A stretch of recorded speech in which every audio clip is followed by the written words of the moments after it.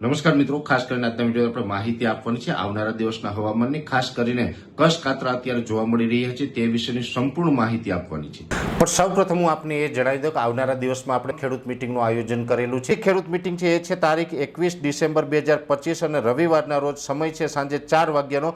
મિટિંગનું સ્થળ છે રાયમલ બાપાની મઢી, કૃષ્ણનગર, ગામ અમરાપર, ખડીર, તાલુકો ભચાઉ અને જિલ્લો કચ્છ। આ ખેડૂત મિટિંગની અંદર આપણે હવામાન અને ઝેરમુક્ત ખેતી વિશેની અગત્યની માહિતી આપવાના છે। એટલે જે મિત્રોને જે સ્થળ નજીક પડતું હોય એ સ્થળે તમામ ખેડૂત ભાઈઓ મોટી સંખ્યામાં આવવા માટે મારું ભાવભર્યું નિમંત્રણ છે।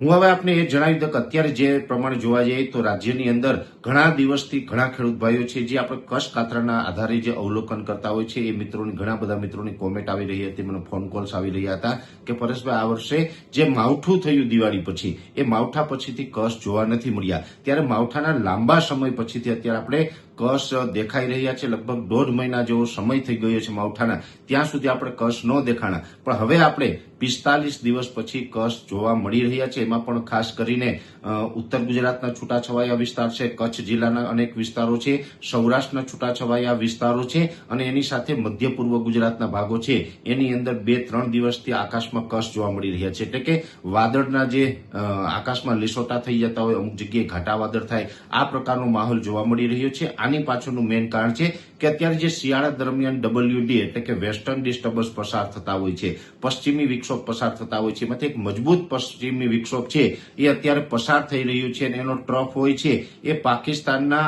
પશ્ચિમ દક્ષિણ ભાગો સુધી લંબાયો છે। એટલે બલુચિસ્તાન અને સિંધ પ્રાંત સુધી પાકિસ્તાનની અંદર એનો ટ્રફ લંબાયો છે, જેને કારણે પણ ગુજરાતની અંદર અત્યારે અમુક જગ્યાએ વાદળો જોવા મળી રહ્યા છે અને આ વાદળો છે એક પ્રકારે કચ્છ ગણી શકાય એ પ્રકારના વાદળ છે। જોકે અત્યારે આ જે પશ્ચિમી વિક્ષોભ છે એને કારણે રાજ્યના અનેક વિસ્તારોની અંદર ઝાકળ વર્ષા પણ જોવા મળી રહી છે। આજેથી એટલે કે આજે 20 તારીખથી લઈ અને હવે 2-3 દિવસ સુધી ઝાકળ વર્ષા પણ અમુક વિસ્તારમાં જોવા મળશે। વહેલી સવારે ધુમ્મસ જેવું વાતાવરણ હોય, વિઝિબિલિટી ડાઉન થતી જોવા મળશે અને એની સાથોસાથ આ કચ્છ જોવા મળશે। જોકે અત્યારે આપણે જણાવી દઈએ કે આ કચ્છ છે એને કારણે પણ આપણે ઘણી વખત જે માહિતી આપતા હોય, જે દેશી વિજ્ઞાન પ્રમાણે જે અવલોકન કરતા હોય છે, એનું એવું કહેવાનું હોય છે કે આ કચ્છ અત્યારે જે જોવા મળતા હોય છે એના 225 દિવસ પછી એટલે કે ચોમાસા દરમિયાન એ સારા વરસાદના સંકેત આપતું હોય છે। જોકે દેશી વિજ્ઞાન પ્રમાણે માત્ર કચ્છ નહીં, હોળીના પવન હોય, ચૈત્રી દનૈયા હોય, અખાત્રીજના પવન હોય, બીજા પણ ઘણા બધા પેરામીટરો છે એના આધારે અવલોકન થતું હોય। જ્યારે આપણે જે વાર્ષિક કાર્યક્રમ બનાવતા હોય છે, વાર્ષિક કાર્યક્રમ આપણે દર વર્ષે એપ્રિલ મહિનામાં લોન્ચ કરીએ છીએ, સંપૂર્ણ ટેકનોલોજીના આધારે આપણે આગાહી છે એ સેટેલાઇટના માધ્યમથી થતી હોય, જેની અંદર IOD છે, MJO છે, અલનીનો છે, લાનીનો છે વગેરે પેરામીટરોનું પ્રિડિક્શન કરવામાં આવતું હોય છે। પણ જે દેશી વિજ્ઞાન પ્રમાણે જે ઘણા બધા મિત્રો અવલોકન કરતા હોય એના માટે એક ચિંતાનું કારણ હતું કે આ વર્ષે લાંબા સમયથી કચ્છ જોવા નથી મળ્યા, પણ એ હવે આપણે સારા સંકેતો અત્યારે કચ્છ છે આપી રહ્યું છે, કેમ કે દેશી વિજ્ઞાન પ્રમાણે પણ અનેક પેરામીટરોમાંનું આ એક માધ્યમ છે। એટલે આ એક માધ્યમ છે એ ક્યાંય ને ક્યાંય નબળા સંકેત આપતું હતું, એની અંદર છેલ્લા 2 દિવસથી આપણે પોઝિટિવ બાબત જોવા મળી રહી છે કે રાજ્યના અલગ અલગ વિસ્તારમાં કચ્છ દેખાવાનું ચાલુ થયું છે। એટલે આ કચ્છ છે હજુ પણ 2 થી 3 દિવસ સુધી કન્ટિન્યુ જોવા મળશે। લગભગ આપણે 22-23 તારીખ અને અમુક વિસ્તારમાં 24 તારીખ સુધી પણ જોવા મળી શકે છે, કેમ કે પશ્ચિમી વિક્ષોભ છે એ ખૂબ બહોળું સર્ક્યુલેશન સાથે લઈ અને ચાલી રહ્યું છે, એને કારણે લગભગ 23-24 તારીખ સુધી રાજ્યના અલગ અલગ વિસ્તારોમાં એની અસર જોવા મળી શકે છે અને વાદળછાયું વાતાવરણ જોવા મળી શકે છે।